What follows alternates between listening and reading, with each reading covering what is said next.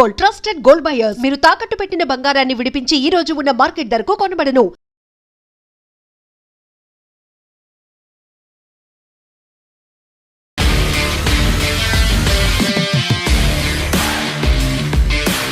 నమస్తే, welcome to I dream weekend update with Kavitha.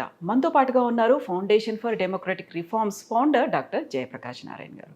Sir నమస్తే. Sir నమస్తే కవిత. ఓడిపోయినప్పుడు ఈవీఎంల మీదో దొంగ ఓట్ల మీదో చెప్పినట్టుగానే ఏదైనా కేసు వచ్చింది అనగానే ప్రభుత్వం విచారణ సంస్థలను దాని జేబు సంస్థలుగా మార్చుకుంటుంది అనేది ఇప్పుడు సరికొత్తగా వినిపిస్తోంది. జేబు సంస్థలే కాదు, అపోజిషన్ పార్టీలను ఎలిమినేట్ చేయడానికి విచారణ సంస్థలను ఉపయోగించుకుంటున్నారు అనేది.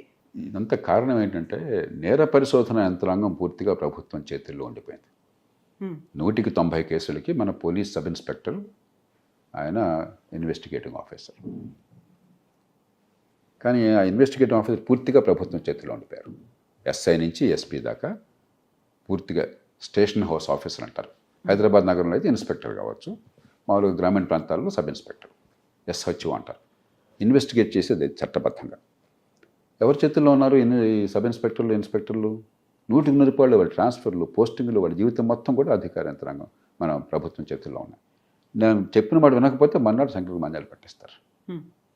ఈ పరిస్థితి ఉన్నప్పుడు మన తాటి చెట్టు కింద నుండి మీరు పాలు దగ్గర కళ్ళు అనుకుంటారు. నిజంగా సమర్థంగా నిజాయితీగా చేసినా కూడా ఏదో రాజకీయ జోక్యం ఉందని నమ్మటం సహజం. చాలా సందర్భాలు జోక్యం అన్నమాట వాస్తవం. అంచేత మౌలికమైనటువంటి పరిష్కారం కోసం ఇప్పుడు ఏమిటంటే పార్టీలు నేను అధికారంలో లేకపోతే ఉన్నవాళ్ళని తిడుతున్నాను, పోలీసులు అన్యాయం చేస్తున్నారు, పక్షపాతంగా ఉన్నారు అంటున్నాను.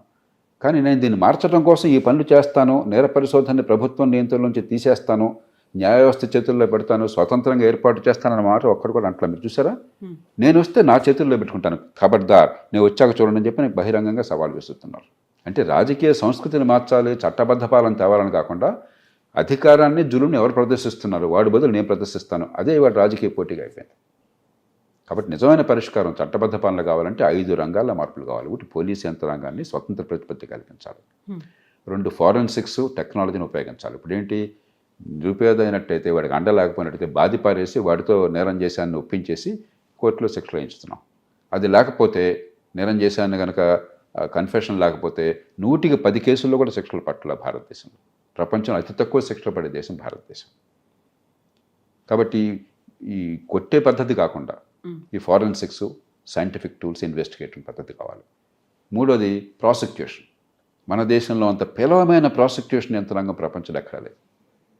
ఎవరో పాపం ఆ రూలింగ్ పార్టీకి అనుకూలంగా ఉన్నవారిని ప్రాసిక్యూట్ పెట్టిన 190 సందర్భాల్లో వారు చెప్పినటువంటి పెద్దగా పట్టించలేదు. ఆ శిక్ష పడిందా లేదా, నేరానికి శిక్ష పడిందా, సమాధానం రక్షిస్తున్నాం లేదు, ఏదో ముక్కుపడికి జరిగిపోతుంది. అందుకనే ఎన్నో సందర్భాల్లో కోర్టులు చెప్తాయి ప్రాసిక్యూషన్ బలహీనంగా ఉంది, సాక్ష్యాలు పెట్టలేకపోయినారు కాబట్టి కేసు కొట్టేస్తున్నాం అని చెప్పారు. 4వది ప్రొసీజర్స్, పద్ధతులు. కోర్టుల్లో పద్ధతులు ఎంత దారుణంగా ఉన్నాయో చెప్పలేం. మామూలుగా ఓపెన్ అండ్ షట్ కేసులకు కూడా 30 సార్లు 40 సార్లు వాయిదాలు. ఎందుకో దేవుడి కనుక ఈ పద్ధతులు మార్చాలి.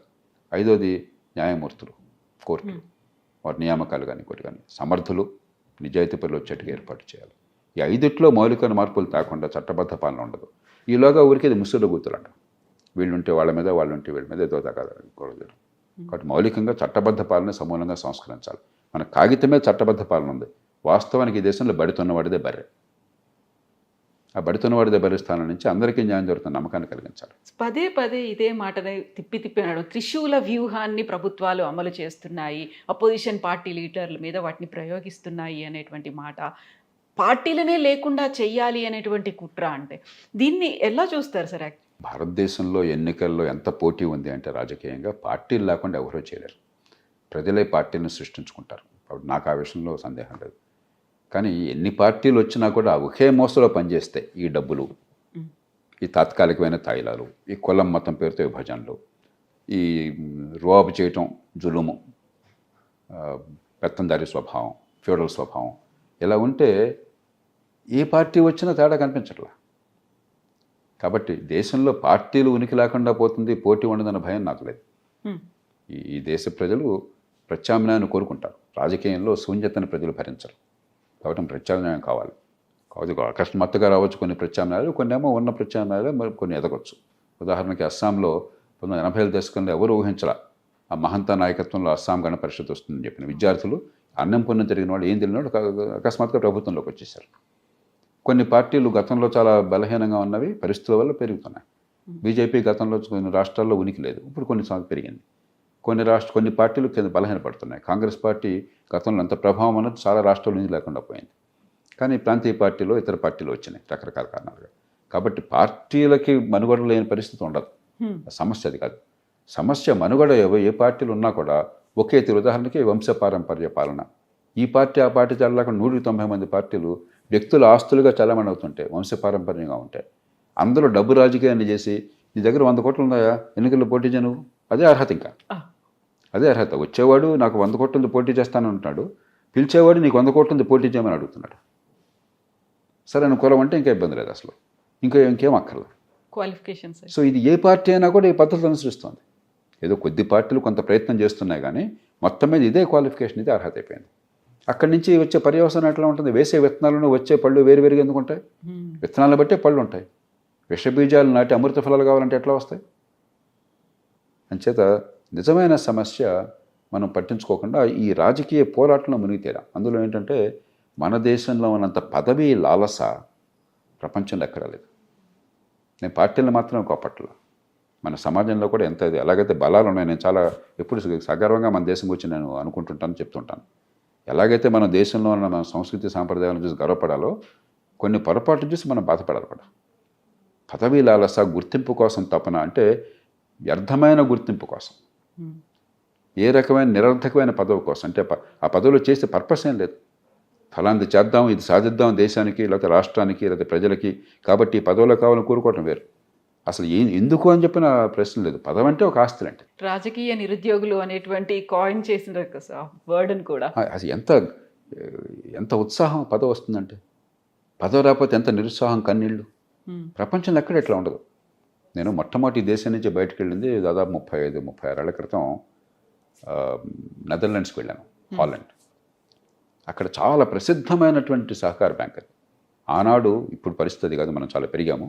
ఆనాడు మన బ్యాంకులన్నింటిలో కలిసి డిపాజిట్ల కంటే అక్కడ ఆ ఒక్క బ్యాంకులో రెట్టింపు డిపాజిట్లు ఉన్నాయి. అంత పెద్ద బ్యాంక్ అది, రాబో బ్యాంక్ అని చెప్పాను. ఆ రాబో బ్యాంకు జాతీయ స్థాయిలో అధ్యక్ష పదవి కావాలి. చాలా ప్రసిద్ధమైన బ్యాంకు, దేశం మొత్తాన్ని ప్రభావితం చేసే బ్యాంక్ అది. వివిధ పార్టీల వాళ్ళు, పార్టీలతో సంబంధం లేకపోయినా కూడా వాళ్ళు పాలకవర్గంలో ఉన్నారు. ఆ బ్యాంక్ పాలకవర్గంలో అధికార పార్టీ కూటమి చెందిన వాళ్ళు 23 ఉన్నారు. ప్రతిపక్షం ఆయన ఒక్కడున్నాడు. అందరూ కలిసి ప్రతిపక్షం ఆయన ఎన్నుకున్నారు ఏకగ్రీవంగా. నేను ఆశ్చర్యపోయాను. మా దేశంలో మేము క్యాంపులు పెట్టుకుంటాం, జనాన్ని కొంటాం, దాచిపెడతాం ఎలక్షన్లో మెజారిటీ కోసం చెప్పి, మీరు ఇదేంటే 23 మీ పార్టీ మీ కూటమి వాళ్ళు ఉండి ప్రతిపక్షం ఒక్కడిని ఎన్నుకున్నారంటే, రాజకీయంగా ఆయన సిద్ధాంతాలు వేరు, మా సిద్ధాంతాలు వేరు. అక్కడ మేము ఆయనతో రాజీ పడాం, ప్రజల ముందుకు పోతాం. బ్యాంకు నిర్వహణలో ఆయన మించిన వాడు లేడు. మా డబ్బు ఆయన చేతుల్లో సురక్షితంగా ఉంటుంది, నమ్మకం ఉంది కాబట్టి ఆయన పెట్టుకున్నాం. ఇది ప్రజాస్వామ్యం అంటే. నా ప్రయోజనాలు ఏమిటని ఆలోచించి ఓటు వేసేది. అంతేగాని నా కులం ఏంటి, నా వర్గం ఏమిటి, నా మతం ఏమిటి, గుడ్డెద్దు చేయబడ్డట్టుగా ఒక ట్రైబల్ పద్ధతిలో ఇది చేసేది కాదు, ఫ్యూడల్ పద్ధతిలో కాదు. మన దేశంలో ప్రజాస్వామ్య ముసుగులో ఫ్యూడలిజం వర్ధిల్లుతున్నది. దాని స్థానంలో మన ప్రజలకు కానీ, లేకపోతే అధికారాన్ని కోరే వాళ్ళకి కానీ, అధికారం అంటే ఉన్న లాలసపోయి ఇది ఒక పెద్ద బాధ్యత, గుదిబండ అని గుర్తు రావాలి. మనం గుదిబండ అనుకోవట్లేదు. అధికారం వస్తే పొంగిపోతున్నాం, అధికారం లేకపోతే కుంగిపోతున్నాం. ఎవరో ఒక ఆయన ఆత్మహత్య చేసుకుంటానని బెదిరించారట, ఓటైపోతే ఆత్మహత్య చేసుకుంటానని గెలిపించారట జనం. కుటుంబ సభ్యులు కూడా. ఎంత విచిత్రంగా ఉంది ఇది. ప్రపంచంలో ఎక్కడన్నా ఈ వింత చూస్తారా మీరు? ప్రజాస్వామ్య సమాజంలో అధికారం మీకు ముళ్ళ కిరీటం, మీ మీద భారం పెట్టారు. మీ జీవితాన్ని మీరు స్వేచ్ఛగా అనుభవించకుండా మీకు చేసానికి ఇక్కడ విధించుకున్నారు. ప్రజల మీద ఆర్తి ఉన్నట్టయితే, సమాజంలో మంచి కావాలని కోరుకుంటే, మీకు స్పష్టమైనటువంటి వ్యూహము, ఆలోచన ఉంటే దానికోసం అధికారం కోరడం తప్పు కాదు. కానీ అధికారం లేకపోతే చచ్చిపోతాను, అధికారం ఉంటే పొంగిపోతాను అన్న వాడికి మనం ఓటేస్తున్నాం అంటే ఎక్కడో మన సమాజంలో ఇంకా ప్రజాస్వామ్య భావన వేళ్ళు అనుకోలేదు. సరే, ఇప్పుడు 5 వర్గాల్లో 5 విభాగాల్లో మార్పు రావాల్సినటువంటి అవసరం ఉంది అనుకున్నప్పుడు 5వ విభాగం న్యాయ వ్యవస్థ గురించి చెప్పారు. ఆ టైంలో వాళ్ళు తీసుకున్నటువంటి నిర్ణయాలు కావచ్చు, ఇచ్చినటువంటి జడ్జిమెంట్లు ప్రోగా ఉన్నాయి, బ్యాస్డ్గా ఉన్నాయి అనే దాని మీద చర్చ చాలా కాలం తర్వాత జరుగుతుంది. అప్పుడు ఇచ్చినటువంటి తీర్పులకు సంబంధించి అక్కడ నిందితులు ఎవరు, బాధితులు ఎవరు, ఇలాంటివన్నీ ఉంటాయి కదా సార్. మళ్ళీ వాటిని రివర్స్ చేయడానికి కూడా కుదరదు. ప్రతిసారి న్యాయ వ్యవస్థ అనేది మళ్ళీ ఒక క్వశ్చన్ మార్క్గా ఉంటుంది. నమ్మకం అనేది ఎలా కలుగుతుంది సార్? మరి 2 విషయాలు చూడాలి మనం. ఒక సుప్రీంకోర్టు, అమెరికా సుప్రీంకోర్టు న్యాయమూర్తి ఒక ఆయన చెప్పాడు, the supreme court is final not because it is infallible. ఇది తుది తీర్పు, అంతేగాని సుప్రీంకోర్టు పొరపాటు చేయదని అక్కడ లేదు. మనుషులు మానవ మాత్రులు పొరపాటు చేస్తారు. పొరపాటు చేసినా కూడా తర్వాత ఇంకో అప్పీల్ లేదు కాబట్టి ఇది ఫైనల్. ఆ తర్వాత ఒక 5 ఏళ్ళు 10 ఏళ్ళు పోయిన తర్వాత ఇది కాదనుకుంటే మళ్ళీ మారుస్తుంది. అందుకని కోర్టు తీర్పు ప్రపంచ దేశాలన్నింటిలో కూడా గతంలో ఇచ్చిన తీర్పు తర్వాత కొన్ని మారుతుంది, ధోరణి మారినప్పుడు, పరిస్థితులు మారినప్పుడు. కాబట్టి ఇదేదో దైవవాక్యం కాదు. సుప్రీంకోర్టు న్యాయమూర్తులు దేవుళ్ళు కాదు, మిగతా కోర్టుల న్యాయమూర్తులు కూడా. ఇది ఒకటి అర్థం చేసుకోవాలి మనం విమర్శించే ముందు న్యాయ వ్యవస్థను. ఎందుకంటే న్యాయ వ్యవస్థ నిర్ణయాలు ఏం చేసినా కూడా పారదర్శకంగా చేస్తుంది, వాదనలు వింటుంది. ఆ విన్న వాదనలన్నీ కూడా అక్కడ తీర్పు రూపంలో రాస్తారు. వీళ్ళు చెప్పారు, వాళ్ళు చెప్పారు, మా దృష్టిలో అంశాలు ఇవి, నిర్ణయించాల్సినవి, మా ఇది లాజిక్, తర్కం ఇది, ఈ కారణంగా ఈ నిర్ణయం తీసుకుంటాం. దీనిలో రహస్యంగా ఒక పాతకాల మహారాజులాగా ఒక ఆర్డర్ ఇచ్చేసి కూర్చోట్ల, ఫర్మాన్ నిజాంలాగా ఫర్మాన్ జారీ చేసి కూర్చోట్ల, అదే ఫైనల్ అని కాదు, మొత్తం సవివరంగా మన ముందు పెడుతున్నారు. దాని మీద మనం చర్చించుకోవచ్చు. తర్వాత ఈ తీర్పులో సహేతుకంగా ఉందా లేదా, పొరపాటు ఉందా, మనం రోజు మనకు ఆ స్వేచ్ఛ ఉన్నది, కాలక్రమేణా బాగుపడుతుంటుంది. ఇక రెండోది, దాన్ని పక్కన పెట్టేస్తే మన న్యాయ వ్యవస్థలో చాలా పొరపాట్లు ఉన్నాయి. న్యాయమూర్తుల నియామకాల్లో కావచ్చు, మనకి సమర్థులైన న్యాయవాది గొప్ప లాయర్గా ఉండాలని కోరుకుంటున్నాడు. ఎందుకంటే గంటకి ₹1,00,000 చాలా తక్కువ. ఈ రోజుల్లో ₹10 లక్షలు వసూలు చేసేవాడు ఉన్నారు న్యాయవాదులు. జాతీయ స్థాయిలో పేరు గడిచిన వాళ్ళు గంటలో 10 లక్షలు వసూలు చేసేవాడు ఉన్నారు. న్యాయమూర్తికి ఏమొస్తుంది? కాబట్టి సమర్థులైన వాళ్ళు న్యాయ వ్యవస్థలో తీసుకురాలేకపోతున్నాం. అలాగే ఎంపిక ప్రక్రియలో చాలా పొరపాట్లు జరుగుతున్నాయి. సుప్రీంకోర్టు, ఈ మాట నేను బహిరంగంగా చెప్పే కొద్దిమందిని అవ్వకండి, అప్రజాస్వామికంగా, రాజ్యాంగ విరుద్ధంగా న్యాయమూర్తుల నియామకాలు తన చేతుల్లోకి తీసుకుంటాయి. రాజ్యాంగంలో ఎక్కడ అలా చెప్పాల.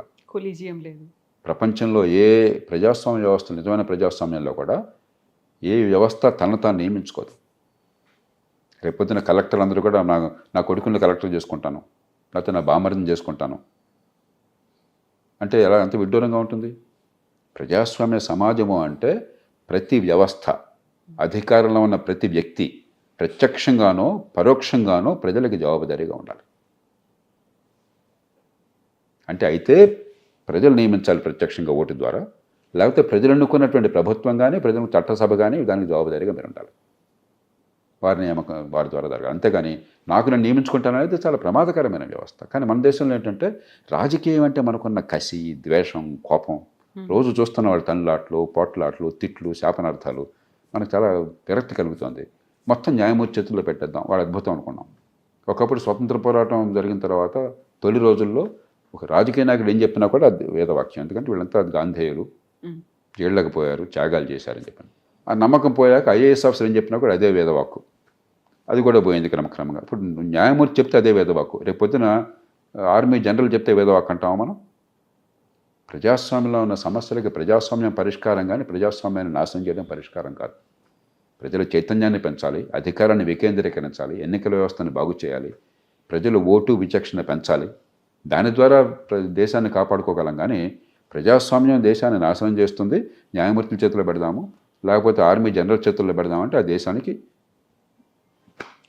సమాధి, స్వేచ్ఛ సమాధి అవుతుంది, దేశం అల్లకల్లోలం అవుతుంది. Yes, sir. Thank you so much, sir.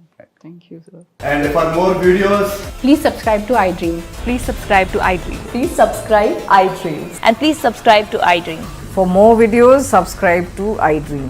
please like, share, and subscribe to the channel. Congratulations, iDream. Subscribe to iDream. Subscribe to iDream. So subscribe to iDream Media. iDream ki iDream team andarki huge congratulations. Please subscribe iDream Media. Please subscribe to iDream. Subscribe iDream. Please subscribe to iDream. iDream అంటే నా కళల channel subscribe చేసుకున్న నోరు తిరుగుతలేదు, మీరైతే గంట గుర్తు కొట్టండి. For more such videos, please subscribe to iDream. Subscribe to iDream. Please subscribe to iDream. Please subscribe iDream Media. Please do subscribe to iDream. Please subscribe to iDream Media. For best entertainment and information, please subscribe iDream. And don't forget to subscribe to iDream.